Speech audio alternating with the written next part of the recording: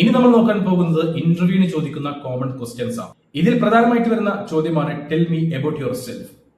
നിങ്ങളെ പരിചയപ്പെടുത്തി കൊടുക്കുക. അത് കരുതി നിങ്ങളുടെ ചരിത്രവും കുടുംബകാര്യങ്ങളും പറയണമെന്നല്ല ഇവിടെ പറയുന്നത്. പ്രത്യേകം ശ്രദ്ധിക്കുക, പലരും ആവശ്യമില്ലാത്ത കാര്യങ്ങൾ ഇന്റർവ്യൂ സമയത്ത് സംസാരിക്കുന്നവരുണ്ട്. ഇവിടെ ശ്രദ്ധിക്കേണ്ട അല്ലെങ്കിൽ പറയേണ്ട കുറച്ച് കാര്യങ്ങൾ എന്ന് വെച്ചാൽ നിങ്ങളുടെ പേര്, വിദ്യാഭ്യാസം, അതേപോലെ തന്നെ എക്സ്പീരിയൻസ്, പ്രധാന സ്കിൽസ് കാര്യങ്ങളൊക്കെയാണ് ഇവിടെ നിങ്ങൾ പറയേണ്ടതായിട്ടുള്ളത്. 1 മിനിറ്റ് മുതൽ 2 മിനിറ്റ് വരെ അത് പറഞ്ഞിരിക്കണം. അതായത് 1 മിനിറ്റിന് താഴെയും ആവരുത്, 2 മിനിറ്റിന് മുകളിലും ആവരുത്.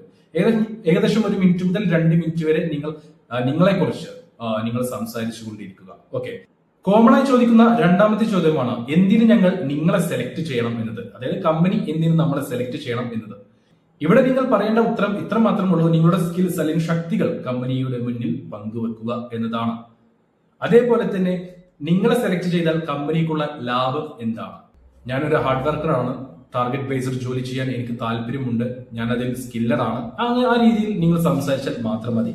അതേപോലെ ചോദിക്കുന്ന മറ്റൊരു ചോദ്യമാണ് എന്താണ് നിങ്ങളുടെ വീക്ക്നെസ്സും സ്ട്രെങ്ത്തും. അതായത് നിങ്ങളുടെ വീക്ക്നെസ്സും സ്ട്രെങ്ത്തും എന്താണെന്ന് ആ കമ്പനി ചോദിച്ചു കഴിഞ്ഞാൽ നിങ്ങൾ പറയേണ്ടത് ഇത്ര മാത്രമുള്ളൂ: ഞാനൊരു ഡിസിപ്ലിൻ ആയിട്ടുള്ള വ്യക്തിയാണ്, ടീം വർക്കായിട്ട് വർക്ക് ചെയ്യാൻ താല്പര്യമുള്ള ഒരാളാണ്, കമ്മ്യൂണിക്കേഷൻ സ്കില്ല് എനിക്കുണ്ട്. ഇങ്ങനെയുള്ള കാര്യങ്ങളാണ് നിങ്ങൾ പറയേണ്ടത്.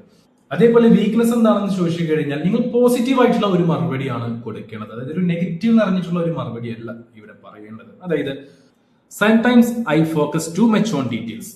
ഇതുപോലെയുള്ള ചില ഉത്തരങ്ങളാണ് ഇവിടെ നിങ്ങൾ പറയേണ്ടത്. ഓക്കെ, പോസിറ്റീവ് ആയിട്ട് തന്നെ വേണം നിങ്ങൾ ഇവിടെ ഉത്തരം പറയാൻ. വീക്ക്നെസ് ചോദിച്ചെന്ന് കരുതി നെഗറ്റീവ് ആയിട്ടുള്ള കാര്യങ്ങൾ പറയാതിരിക്കാൻ ശ്രമിക്കുക.